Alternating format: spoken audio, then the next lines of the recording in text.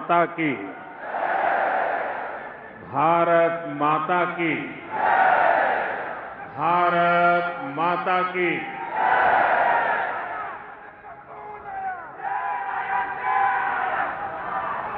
गुजरात के लोकप्रिय मुख्यमंत्री श्रीमान भूपेंद्र भाई पटेल, केंद्रीय मंत्रिमंडल के मेरे साथी सी आर पाटिल, राज्य के उप मुख्यमंत्री भाई हर्ष संघवी, गुजरात भाजपा के अध्यक्ष जगदीश विश्वकर्मा जी, उपस्थित अन्य मंत्रीगण, जनप्रतिनिधिगण और यहां उपस्थित सूरत के मेरे प्यारे भाइयों और बहनों,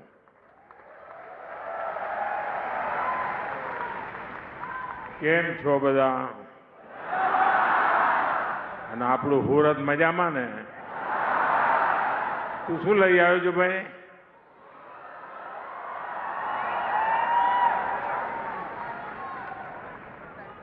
ધન્યવાદ દોસ્ત, સરસ મજાનું ચિત્ર બનાવ્યું છે તે. જરા એસપીજીના લોકો આ ભાઈ કંઈ ભેટ આપવા માંગે છે.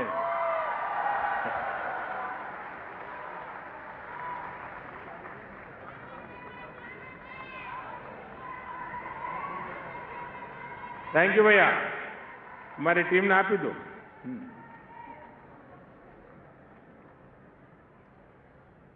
સાથીઓ, મારી વાત શરૂ કરું એ પહેલા થોડા દિવસ પહેલા જ મારા એક અનન્ય સાથી, જેમની સાથે મેં વર્ષો સુધી કામ કર્યું અને જીવનની અંતિમ પળ સુધી જે સતત કાર્યરત રહ્યા, એવા કનુભાઈ માવાણીની વિદાય આદરપૂર્વક એમને અંજલિ આપું છું. એક સાથી ગુમાવ્યાનો દર્દ સ્વાભાવિક છે, પરંતુ આજે સુરતની ધરતી પર આવ્યો છું ત્યારે એમના પુણ્ય સ્મરણ સાથે મારી વાત આગળ વધારું છું. સાથીઓ, મને ઘણીવાર લાગે છે કે આ સુરત શહેર નથી, સુરત એક સ્પિરિટ છે.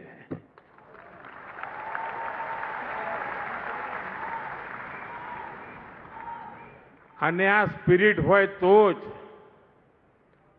પર્યાવરણ દિવસે પ્રત્યેક પરિવારને જોડીને આવા 15,000 પર્યાવરણને સમર્પિત આવા સરસ મજાના પોસ્ટર બનાવીને લોકો લાવ્યા.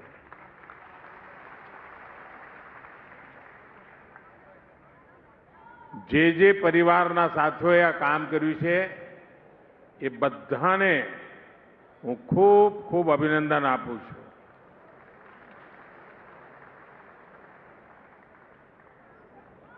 કારણ કે જ્યારે એમણે આ વિચાર કર્યો હશે ને એટલે એમનું મન હવે આ પર્યાવરણની રક્ષા માટે લાગ્યું હશે. અને આપણા કાઠિયાવાડના ઘણા ભાઈઓ અહીં હુરતમાં રહે છે અને ત્યાં એમની ખેતી છે. તો મારો એમને આગ્રહ છે કે પર્યાવરણના એક કામના ભાગરૂપે ખેતર બચાવો એ અભિયાનમાં જોડાઈએ.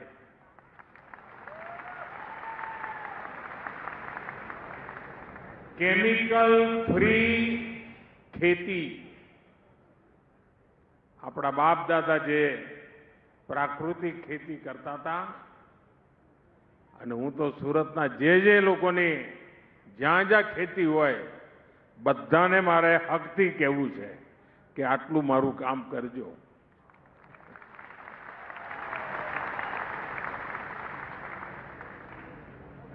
સાથીઓ, અહીંયા બધાએ મારું સ્વાગત કર્યું,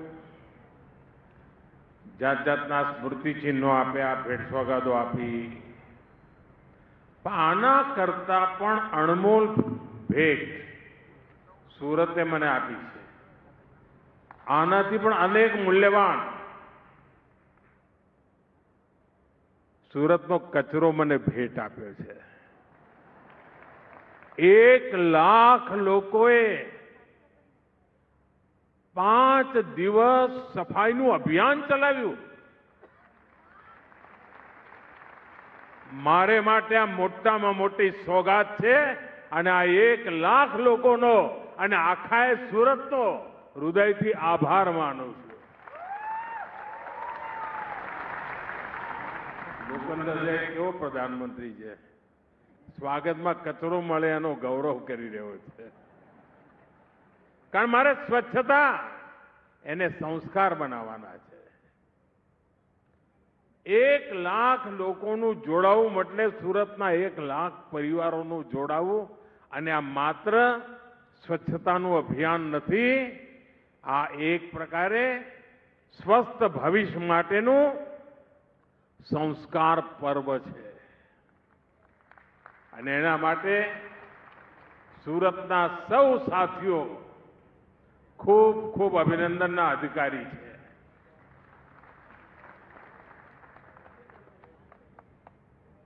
साथियों, स्थानीय निकायों के चुनावों के बाद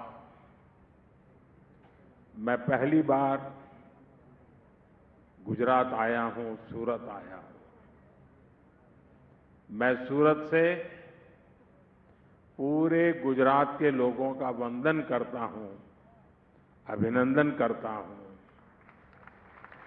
साथियों, 2.5 दशक से अधिक का समय हो गया है. आप हम सभी को, भाजपा को निरंतर अपना आशीर्वाद दे रहे हैं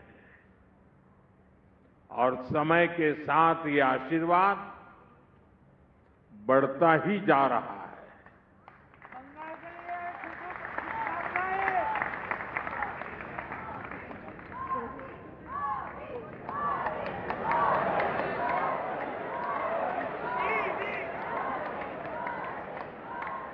देखिए, एक बेटी आप सबको खींच के ले गई.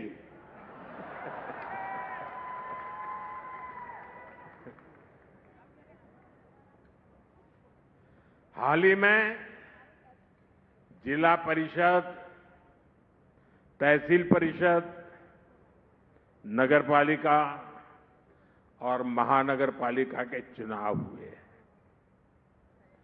इनमें गुजरात के लोगों ने भाजपा को इतना समर्थन दिया कि पुराने सारे रिकॉर्ड टूट गए.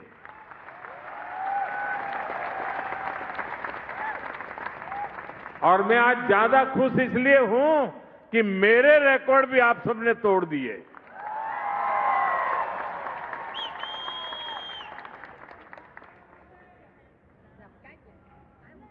मैं राजनीति में बहुत देर से आया था. शायद 87 में मैं पॉलिटिक्स में आया और उसके बाद पहला चुनाव था सूरत, अहमदाबाद कॉरपोरेशन वगैरह का. और उस पहले चुनाव में हमने भारी विजय प्राप्त किया और तब से लेकर आज तक ये विजय की यात्रा चल ही रही है.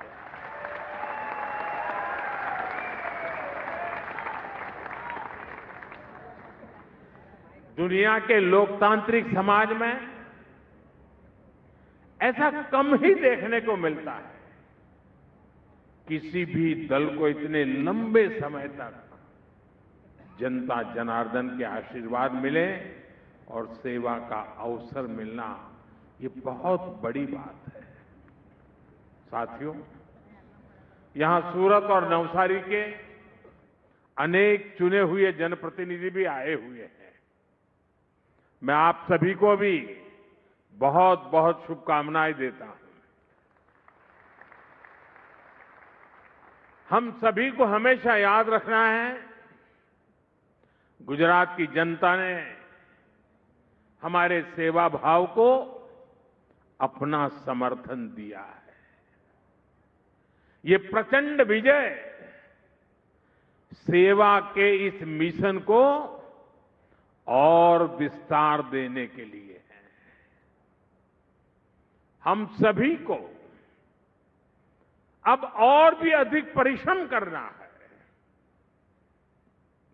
हमारा संकल्प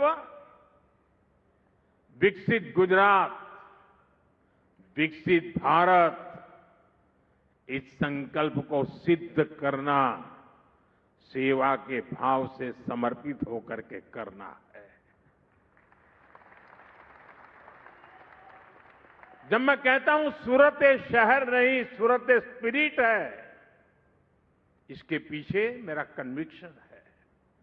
आप कल्पना कर सकते पूरे हिंदुस्तान में जो शहर लगातार स्वच्छता के अवार्ड प्राप्त करता हो, स्वाभाविक उसको मन कर जाएगा यार बहुत हो गया, इतने अवार्ड ले लिए, अब क्या करना है। लेकिन सूरत ऐसा नहीं कर रहा है। वो आज भी सफाई के अभियान को प्राथमिकता देता है। तब मैं कहता हूं सूरत शहर नहीं, सूरत एक स्पिरिट है। साथियों, ये जो हमारा संकल्प है विकसित भारत का, विकसित गुजरात का, ये संकल्प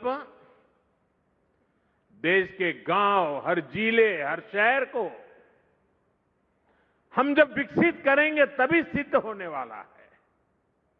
और इसलिए सभी चुने हुए भाजपा जनप्रतिनिधियों की भूमिका बहुत बड़ी है। साथियों, आज का दिन एक और सुखद संयोग का है।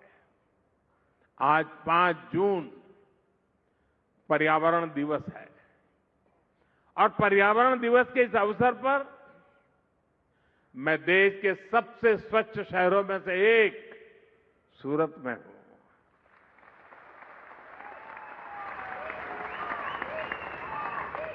और ये कितना बड़ा गर्व का विषय है कि यही सूरत है जो कभी प्लेग जैसी महामारी से प्रभावित था और आज स्वच्छता के लिए पहचाना जाता रहा है।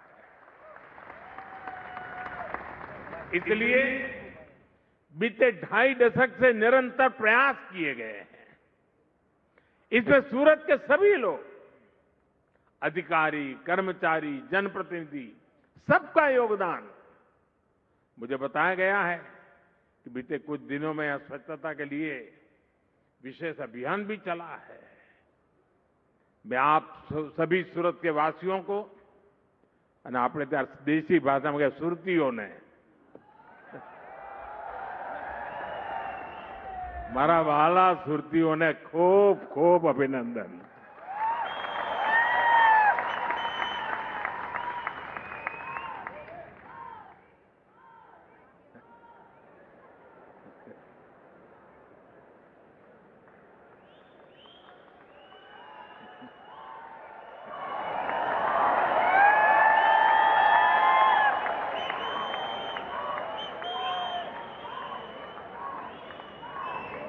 सूरत के विकास को गति देने के लिए आज यहां अनेक प्रोजेक्ट का शिलान्यास और लोकार्पण हुआ है। मैं आप सभी को इन प्रोजेक्ट के लिए बहुत बहुत बधाई देता हूं। साथियों, दुनिया अब हरित युग की तरफ, ग्रीन फ्यूचर की तरफ बहुत ही सावधान हो चुकी है। धीरे धीरे कदम रखने का प्रयास भी कर रही है। भारत भी ग्रीन ग्रोथ पर बहुत अधिक काम कर रहा है और इसमें भी गुजरात ने बरसों पहले ही तेज कदम उठाने शुरू कर दिए थे। गुजरात राज्य है जिसने इस शताब्दी के प्रारंभ में ही सरकार में क्लाइमेट चेंज का अलग डिपार्टमेंट बनाया था। एक अलग डिपार्टमेंट बनाया था। ऐसी व्यवस्था बनाने वाला गुजरात देश का पहला राज्य था। और जैसा अभी मुख्यमंत्री जी ने जिसका वर्णन किया, गुजरात के अपने पाटण के चारण का गांव में भारत का पहला सोलर पार्क भी बनाया गया था। और एक प्रकार से उस समय तो वो तीर्थ क्षेत्र बन गया था। लोग देखने आते थे कि इतना दूर दूर तक दिखाई दे इतना बड़ा सोलर प्लांट। साथियों, गुजरात में उस समय आप सभी ने जो किया उसने पूरे देश को प्रेरणा दी है। आज भारत प्रकृति के साथ प्रगति का मंत्र लेकर विकास कर रहा है। इकोनॉमी भी, इकोलॉजी भी। और साथियों, सूरत में तो ये प्रत्यक्ष दिखता है। आजकल सूरत की सर्कुलर वाटर इकोनॉमी की बहुत चर्चा होती है। यहां शहर के वेस्ट वाटर को ट्रीट करके इंडस्ट्री को सप्लाई किया जाता है। इससे गंदे पानी का मैनेजमेंट भी हो जाता है और पानी से कमाई भी होती है। बीते 12 वर्षों से देश में वेस्ट टू वेल्थ का एक बहुत बड़ा जन आंदोलन चला है। ये हमारे शहरों की स्वच्छता और उन्हें ग्रीन और क्लीन बनाने में बहुत काम आ रहा है। साथियों, अब प्रयास ये है कि आने वाले कई दशकों तक सूरत के लिए पीने के पानी की पूरी व्यवस्था हो। इसके लिए तापी बराज प्रोजेक्ट स्वीकृत किया गया है। इसके अलावा वाटर मैनेजमेंट और वाटर ड्रेनेज भी सरकार की बहुत बड़ी प्राथमिकता है। आज यहां ऐसे अनेक प्रोजेक्ट का लोकार्पण हुआ। साथियों, सूरत सिर्फ स्वच्छता और सर्कुलर इकोनॉमी तक ही सीमित नहीं है, बल्कि ग्रीन ग्रोथ के दूसरे माध्यमों का भी अभूतपूर्व गति से विस्तार हो रहा है। अब जैसे इलेक्ट्रिक मोबिलिटी है, सूरत ऐसी व्यवस्था बनाने में जुटा है जहां सड़कों पर चलने वाली सारी बसें इलेक्ट्रिक होगी। साथ ही यहां सूरत मेट्रो का भी विस्तार हो रहा है। ये सारे कदम हरित शहर के रूप में सूरत की पहचान को और सशक्त करेंगे। और हां, आने वाले समय में Hazira industrial area green steel के उत्पादन के लिए भी जाना जाएगा। यानी स्टील के प्रोडक्शन में ग्रीन एनर्जी का इस्तेमाल होगा। साथियों, आज दुनिया अभूतपूर्व चुनौतियों के दौर से गुजर रही है। कुछ समय पहले मैंने कहा था कि ये दशक दुनिया के लिए आपदा का दशक सिद्ध हो रहा है। हमने बीते समय में एक के बाद एक वैश्विक आपदाएं देखी है। पहले बहुत बड़ा कोरोना का संकट आया, फिर जगह जगह युद्ध शुरू हो गए, और इतना बड़ा ऊर्जा संकट, इसने पूरी दुनिया को अस्त व्यस्त कर दिया है। दुनिया भर में पेट्रोल की कीमतों में लगातार उतार चढ़ाव हो रहा है। गैस की सप्लाई चेन ध्वस्त हो रही है। लेकिन भाइयों बहनों, मुझे बहुत संतोष है कि 140 करोड़ भारतीयों के साझा प्रयासों से देश ऐसे हर संकट का मजबूती से मुकाबला कर रहा है। इस लड़ाई में आप मेरे साथ है ना? આપણે આ લડાઈ પણ જીતવી છે ને? और साथियों, इसमें भी गुजरात की बहुत बड़ी भूमिका है। बीते वर्षों में गुजरात ने रिफाइनिंग के क्षेत्र में, सोलर और विंड पावर के क्षेत्र में अपना जो सामर्थ्य बढ़ाया है, वो देश के बहुत काम आ रहा है। आज भारत की रिन्यूएबल कैपेसिटी 250 गीगावाट है। हमारे देश में कभी मेगावाट से आगे सोचा ही नहीं जाता था। आज गीगावाट की चर्चा हो रही है और इसमें 50 गीगावाट का योगदान अकेले गुजरात का है। 250 गीगावाट में 50 गीगावाट आप सबकी ताकत है ये। यानी देश की ग्रीन एनर्जी का 5वां हिस्सा अकेला गुजरात प्रोड्यूस करता है।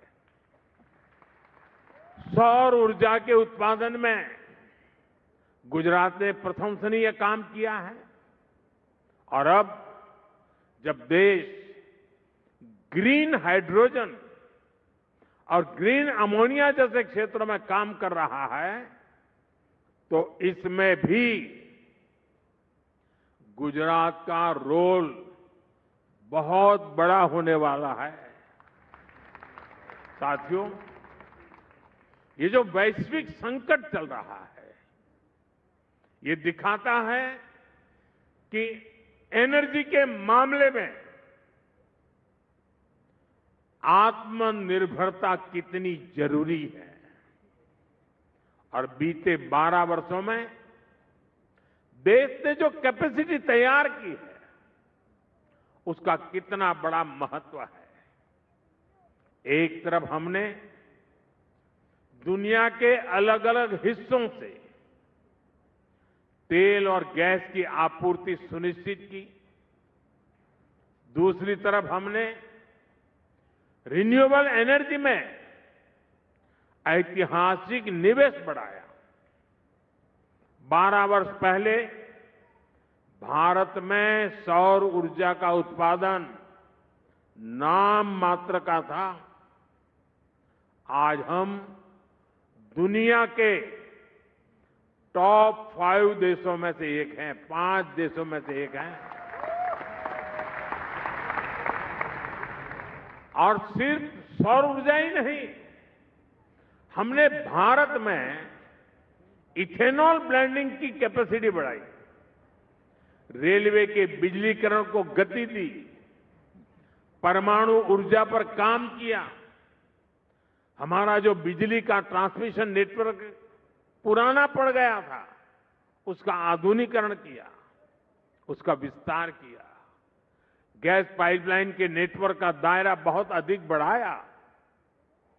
हमारे जो पोर्ट है उनकी कैपेसिटी बढ़ाई ताकि वहां ज्यादा से ज्यादा पेट्रोलियम प्रोडक्ट पहुंच सके और जहां संभव हो वह स्टोर भी हो सके।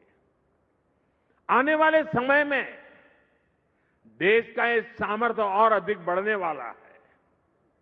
इस दिशा में हमारी सरकार के प्रयास लगातार जारी है। साथियों, यहां सूरत में आपके बीच आने से पहले मैं हजीरा गया था। अभी हर्ष भाई जी इसका वर्णन कर रहे थे।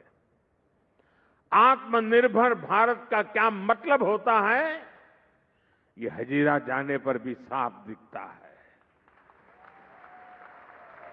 हजीरा आज केवल एक औद्योगिक क्षेत्र नहीं है, एक ऐसा इकोसिस्टम बन चुका है जहां एनर्जी है, स्टील है, डिफेंस प्रोडक्शन है, पोर्ट है और ग्लोबल ट्रेड का इकोसिस्टम है।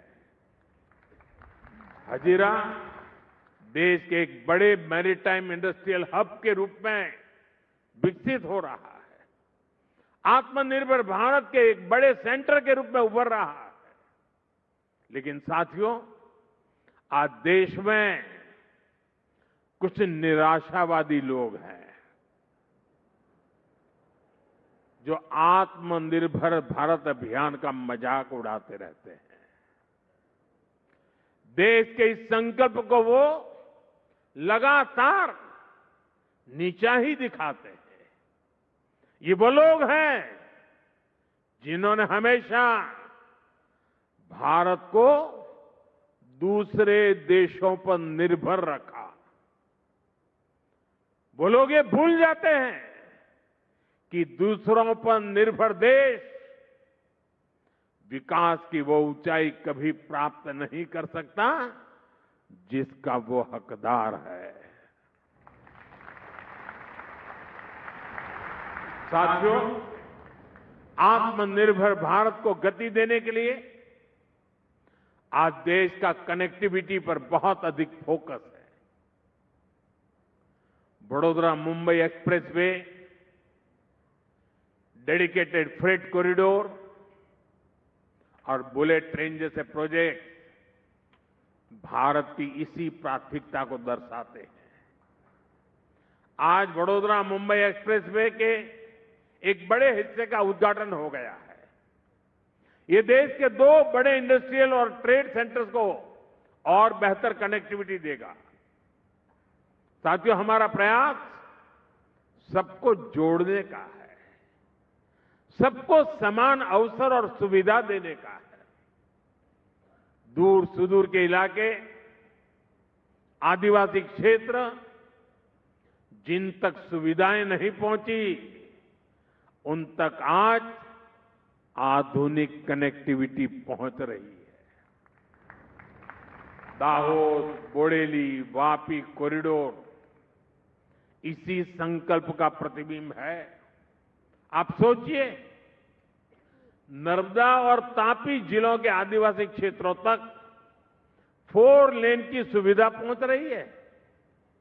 इससे यात्रा का समय बहुत कम होगा, किराया भाड़ा कम होगा, यानी आदिवासी और ग्रामीण क्षेत्रों के लोगों को पढ़ाई, दवाई और कमाई की बेहतरीन सुविधा मिलेगी।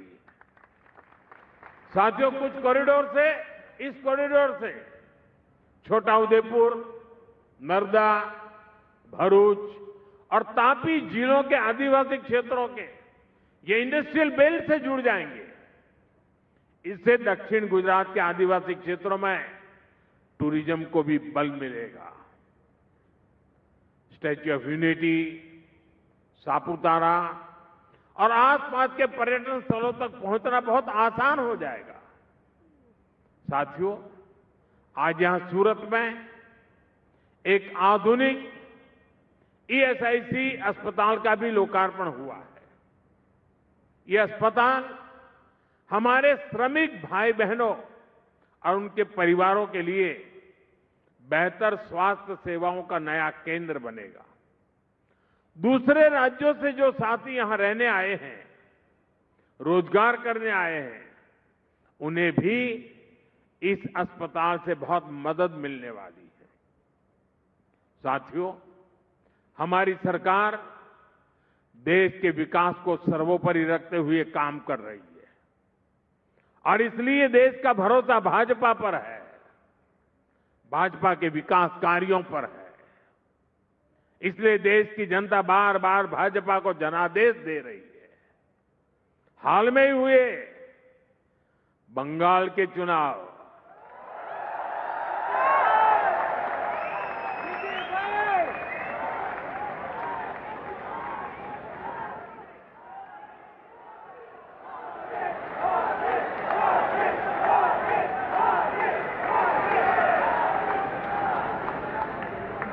आपको लगता होगा कि मैं बंगाल बोल दिया, एकदम से यहां ऊर्जा आ गई।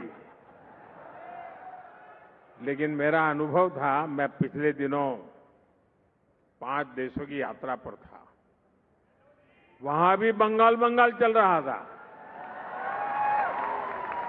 हर कोई बंगाल की चर्चा करता था। चुनाव बंगाल के, असम और पुडुचेरी के चुनाव में भाजपा को, एनडीए को बहुत बड़ा जनादेश मिला है। इसके अलावा जो पंचायतों और कॉरपोरेशन के भी चुनाव देश भर में हो रहे हैं, वहां भी बीजेपी को विजय मिल रही है।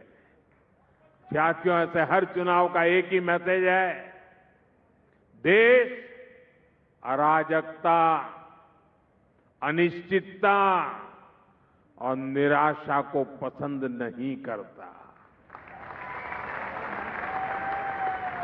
कांग्रेस बीते 12 वर्षों से अराजकता और अनिश्चितता फैलाकर अपने लिए अवसर खोज रही है, लेकिन देश की जनता उसे बार बार करारा जवाब दे रही है।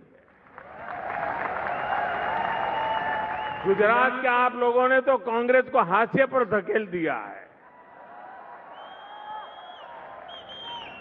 लेकिन जहां कांग्रेस की सरकारें हैं, वहां भी जनता कांग्रेस के कुशासन से तंग आ गई है।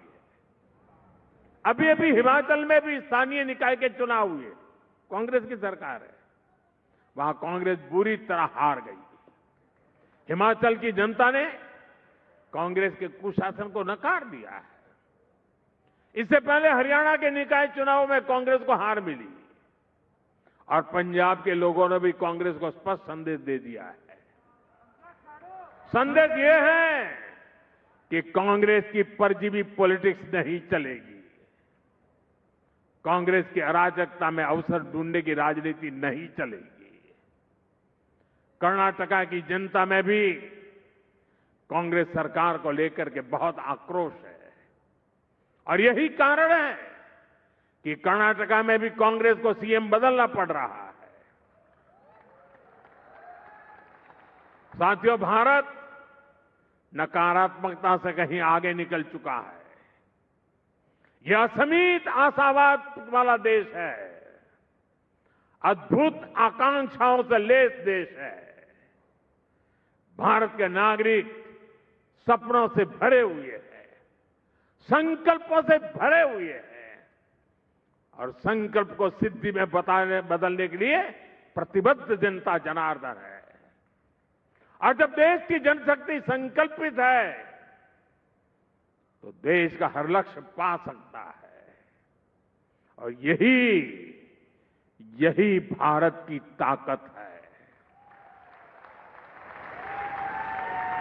आइए हम विकसित भारत के निर्माण को मिलकर एक साथ मिलकर के गति दें। हम सपनों को संकल्प में बदलें और संकल्प को सिद्धि में परिवर्तित करने के लिए अपने आप को झोंक दे। दोस्तों, मैं आपके साथ कंधे से कंधा मिलाकर खड़ा हूं। आप 2 कदम चलेंगे, मैं 3 कदम चलने के लिए तैयार हूं।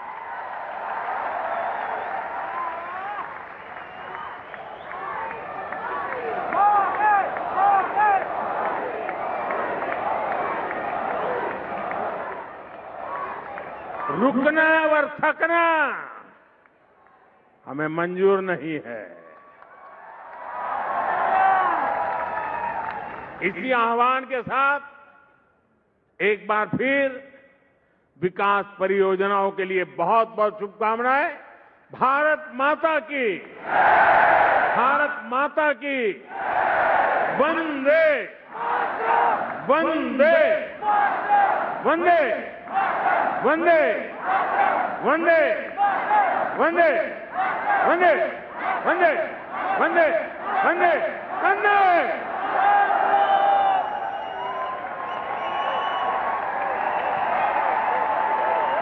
बहुत बहुत धन्यवाद माननीय प्रधानमंत्री जी, आपके इन अमूल्य मार्गदर्शन के लिए।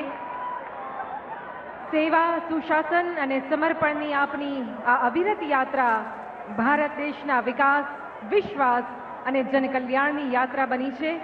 આ યાત્રા હજુ પણ નવા સોપાનો સર કરે, સતત આગળ વધતી રહે અને આપના નેતૃત્વમાં દેશ વિકસિત ભારત બનશે જ એવા વિશ્વાસ સહ ખૂબ ખૂબ શુભકામનાઓ।